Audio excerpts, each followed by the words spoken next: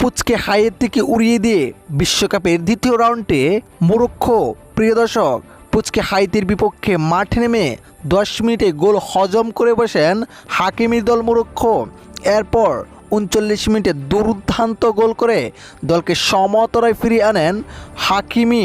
তবে কোনো কাজ হলো না তার গোলে। 4 মিনিট ব্যবধানে আরও একটি দুর্দান্ত গোল করে বসেন পুচকে হাইতি। 2 গোলে পিছিয়ে পড়েন হাকিমির দল।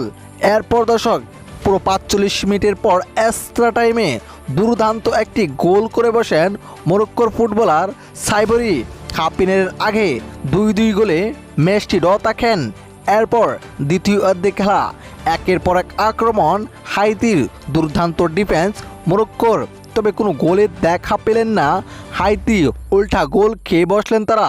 দুর্দান্ত গোল করলেন মরক্কোর ফুটবলার 78 মিনিটে রাহিমি।